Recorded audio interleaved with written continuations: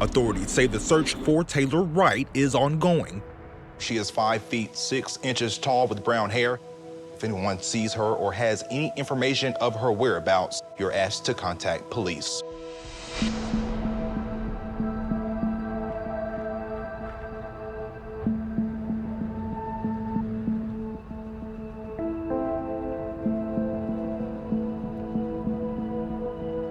Taylor's girlfriend, Cassandra Waller, said, "Hey, my girlfriend who's living with me hasn't come home.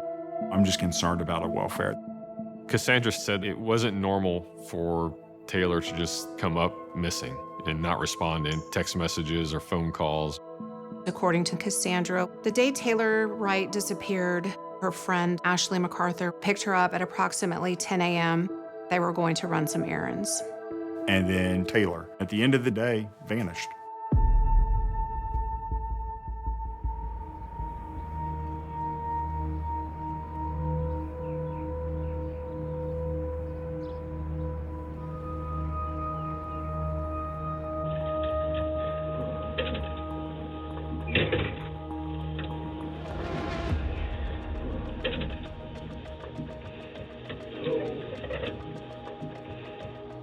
This is your personal cell phone, correct? Okay. If you're okay with that, just sign right there.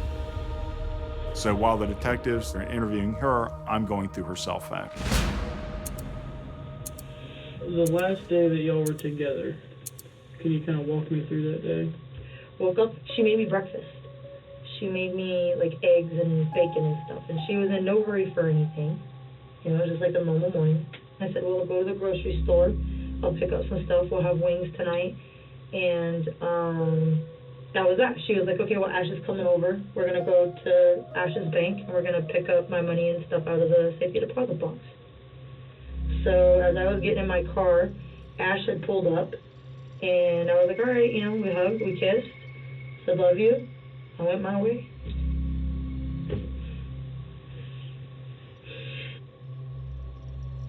Any other plans, errands they had to run? No. But when Taylor wouldn't text me back, I texted Ash, and I was like, Ash, like, where are you guys at? Because I thought that they were just going to run to the bank. That's the only thing I knew of that day. Finally, Ash called me, and Ash was like, hey, we're up at my mom's house, which is up in Milton. They own a farm. She was like, you know, Taylor's broke down and cried twice today. I'm like, what is going on?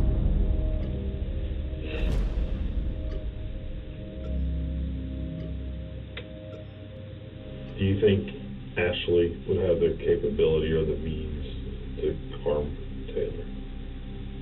I don't know that well. I can't answer that. I don't know. Sit tight just a second, okay? I'm going through Cassandra's cell phone, and I went in to get the detectives out to talk about what I'm learning through the phone. I can see there is communications about a bank and money and some other weird things that we didn't know about before.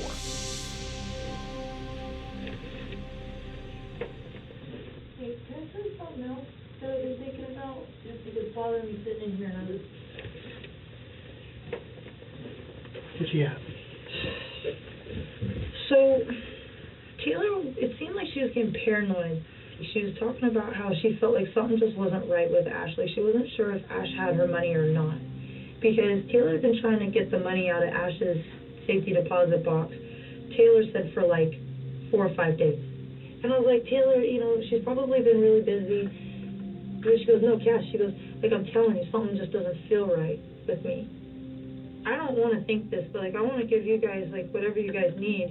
I can be so wrong. No, I'd rather you be wrong and have a feeling or know something to I tell don't want us. Ash to be mad at me, though, because I, like, maybe accuse her or something. Ash doesn't even know anything. That interview was huge because Cassandra said that Taylor had given Ashley money.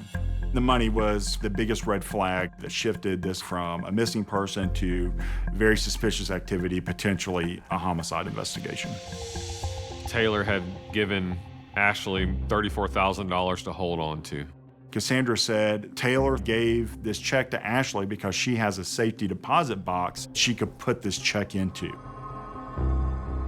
The first thing that we did was subpoena Ashley's bank for all the records. We learned two things from this. One, we confirmed she didn't have a safety deposit box at Wells Fargo. Second, I could see a deposit for $34,000 come into Ashley's bank account. And the following day, that money is transferred out into various accounts. That deposit was taken down to zero within a day. That's an alert for law enforcement. Also, when we got a copy of the cashier's check and looked at the signature on the back, it did not match any of Taylor Wright's signatures on other checks that she had cashed. Those multiple lies show us that she is now involved in Taylor's disappearance.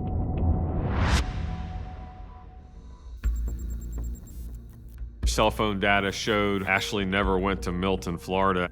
Actually, she was 30 miles away in Cantonment. During the investigation, we learned that Ashley's family had a second farmhouse in Cantonment, right in the middle of where that cell phone was at for those hours. Before we ask you any questions, you have the right to remain silent. Anything you say can be used against you in court. You understand that? She had no clue that we had her cell phone records, that we had subpoenaed the bank. So we wanted to confront her with everything that we had learned and break apart her lie. We decided to search the Cantonment property simultaneously with the interview, because if we did find Taylor, that's another thing that we could confront her with and also arrest her at the same time. The ultimate goal is to get her to confess and tell us what took place. Do you have any ideas, anyone that we can go talk to? The other people that we've already talked about. Has your mind changed at all? Do you feel any different? Have you thought about any other ways that this could have went down? Not really. Have you ever had to sign her name to a check to deposit it? No. Do you recall how much the cashier's check was for? I think 30-something thousand, 33, 34. And she or you deposited that? I deposited that. I actually deposited all of the checks for her. She's starting to realize that we've gotten her bank records, and she starts squirming around a little bit more, crossing her hands into her legs, and that's an indication that she's uncomfortable and not really liking that line of questioning. Well, I want to go back to the cow stuff here for a minute. This right here. This totally could be explainable, that's why. Yeah, that's why. I think this is the... You know whose signature that is? It does Taylor's name, but it doesn't really look like her signature. Would you maybe wrote her name on there by chance? Probably not. Is that clearly Taylor's signature? I mean, it looks like it.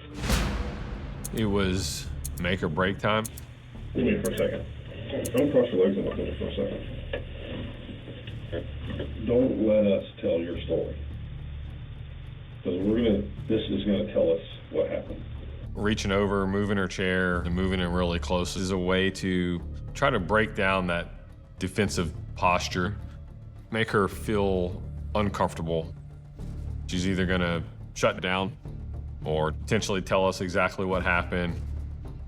We didn't know where Taylor was at that point, so I knew that there was a big risk.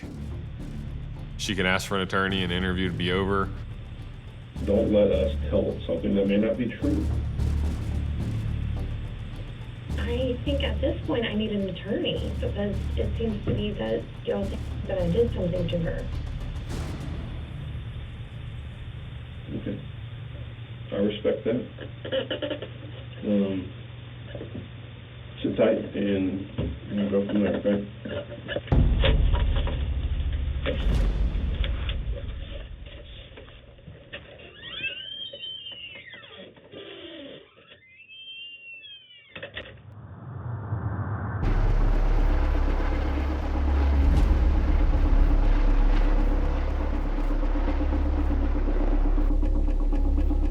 A couple hours into the search, officers noticed an area that had some foliage on it that didn't really match And when they moved the bushes and the branches, they could see what they thought was a human skull sticking up in a mix of what appeared to be potting soil and concrete. After we found the skull, we were able to put the skeletal remains together, and we actually found a necklace that Taylor had. That moment, I knew it was her. We could see that on the back of the skull, there was a bullet hole. So we knew that she had been shot in the back of the head.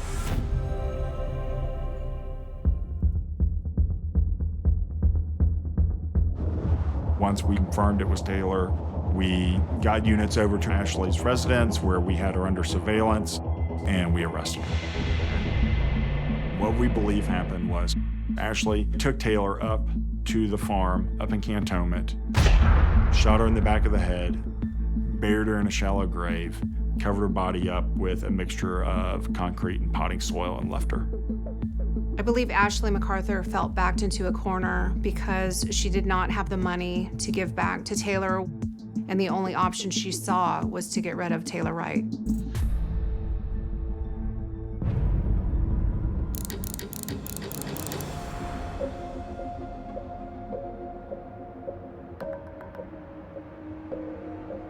My understanding is we have a verdict. Let's bring the jury in. We, the jury, find the defendant, Ashley MacArthur, guilty of first-degree premeditated murder with a firearm as charged in the indictment. When it all came together, it was clear beyond a reasonable doubt that Ashley was guilty. She was immediately sentenced to life in prison without the possibility of parole. The way she didn't blink, didn't cry, I don't understand how a human could be like that. Such an evil person.